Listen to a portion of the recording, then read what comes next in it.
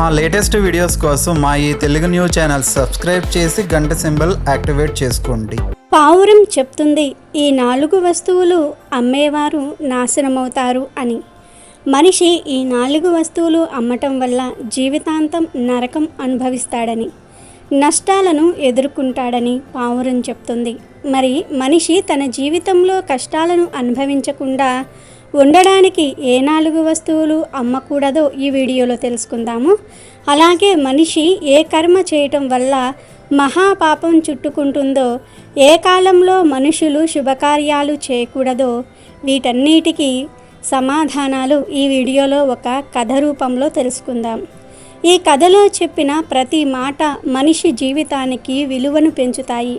మరి ఆ కథ ఏమిటో ఇప్పుడు మనం ఈ వీడియోలో తెలుసుకుందాము. ఎక్కడ స్కిప్ చేయకుండా పూర్తిగా చూడండి. అలాగే ఫ్రెండ్స్, మా వీడియో నచ్చితే లైక్ చేసి షేర్ చేయండి. మా ఛానల్ని సబ్స్క్రైబ్ చేసుకొని మాకు సపోర్ట్ చేయండి. ఇక కథలోనికి వస్తే, ప్రాచీన కాలంలో ఒక రాజమహల్లో ఒక మూలన 2 పావురాలు నివసిస్తూ ఉండేవి.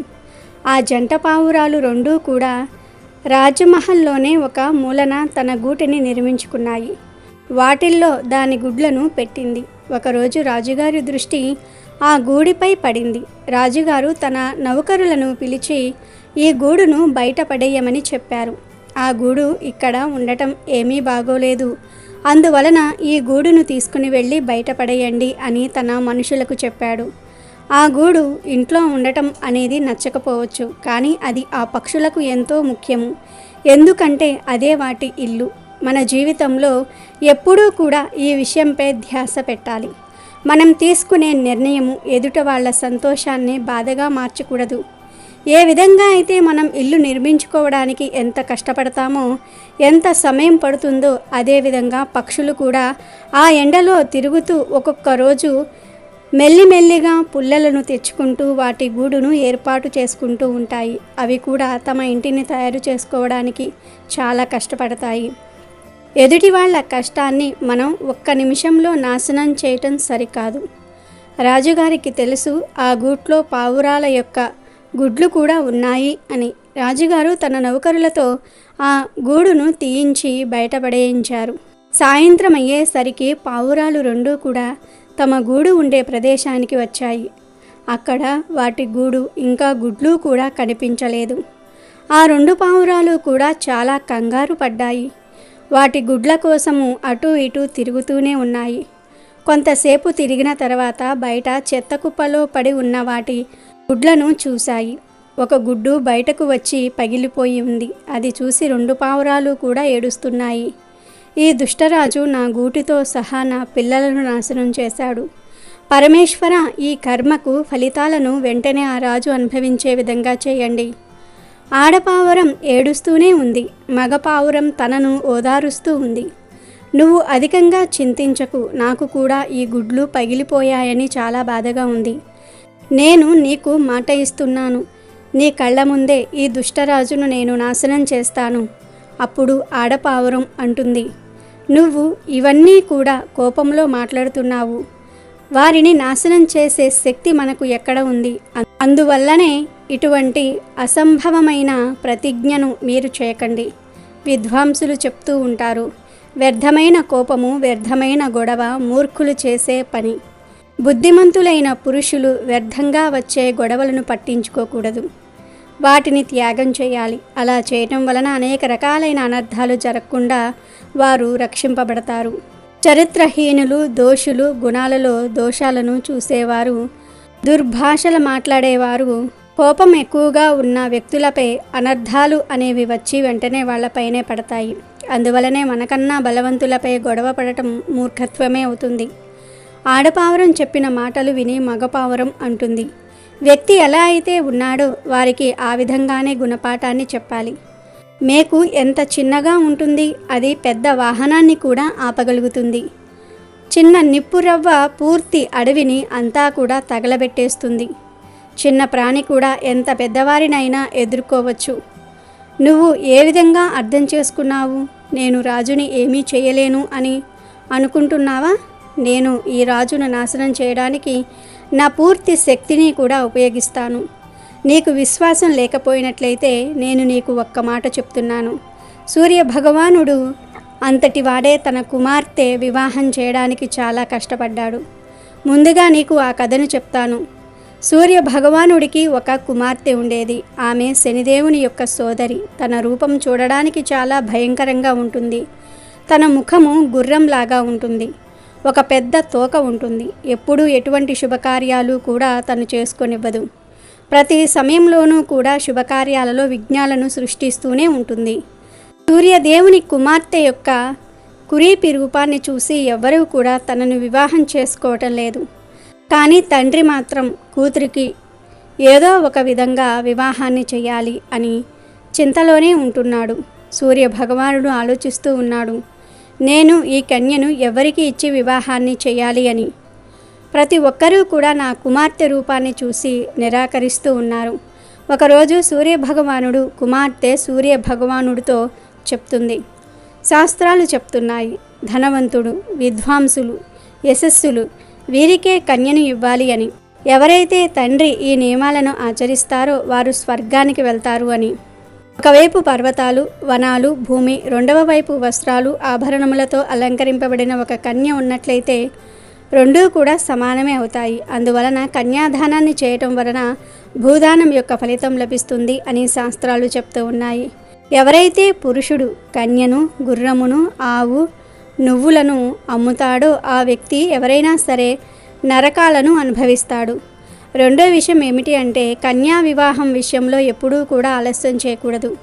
వివాహయోగం వచ్చిన తర్వాత కూడా ఏ తండ్రి అయితే వివాహం చేయకుండా ఆలోచిస్తూ ఉంటాడో వారు చాలా పెద్ద పాపాన్ని అనుభవించవలసి వస్తుంది.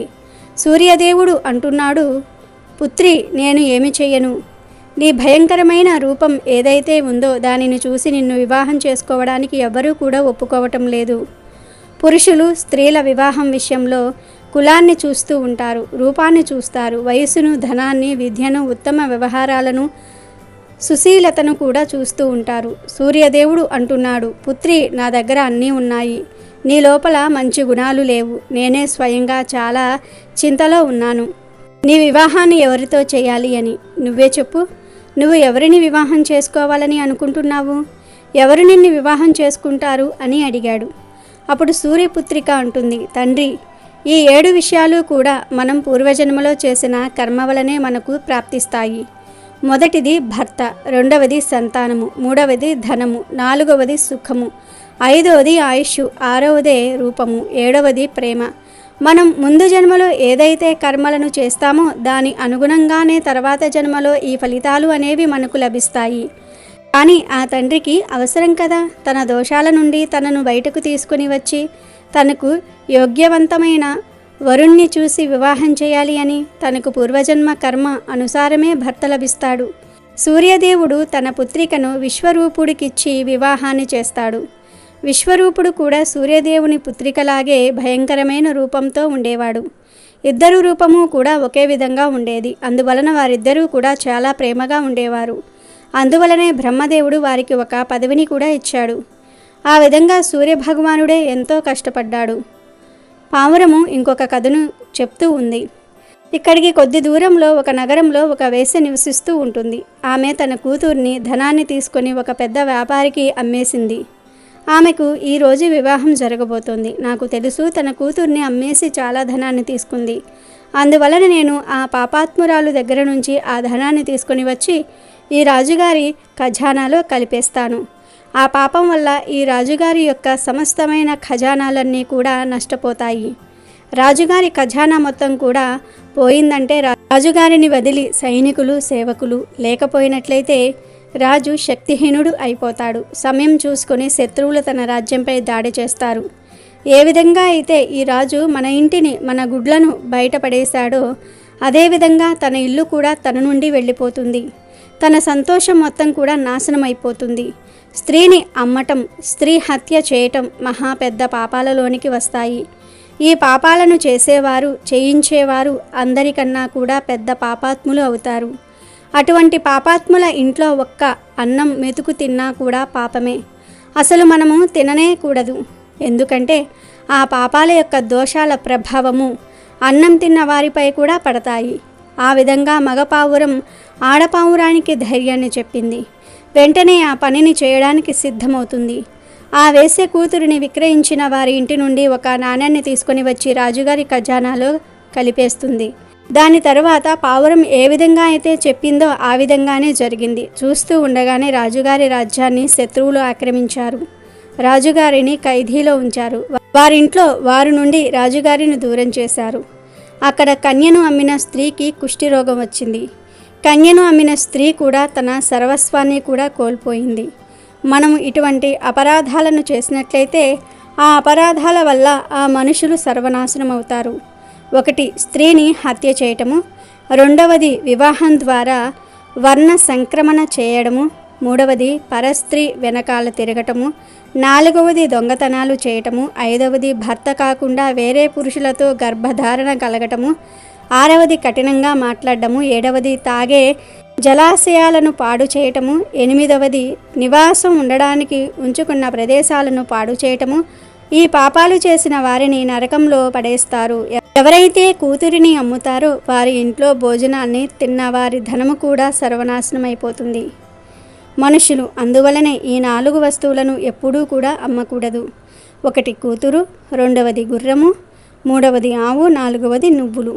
మరి తెలుసుకున్నారు కదా, మనిషి ఏ వస్తువులను అమ్మకూడదో, ఏ తప్పులు చేయకూడదో. మరి ప్రతి ఒక్కరూ పావురం చెప్పిన ఈ మాటలను పాటిస్తూ జీవితాన్ని గడిపితే జీవితంలోనికి కష్టాలు అనేవి దరిచేరవు. ధర్మానికి కాలానికి వ్యతిరేకంగా వ్యవహరిస్తే మన నాశనాన్ని మనమే కోరి తెచ్చుకున్న వారిమే అవుతాము.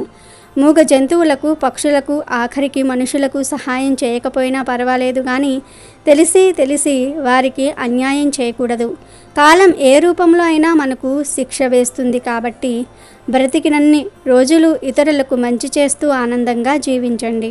అమెజాన్లో బెస్ట్ డిస్కౌంట్స్ కోసం వీడియో డిస్క్రిప్షన్లో లింకు ఉంది, చూడండి. అలాగే మా టెలిగ్రామ్ ఛానల్ సబ్స్క్రైబ్ చేసుకోండి.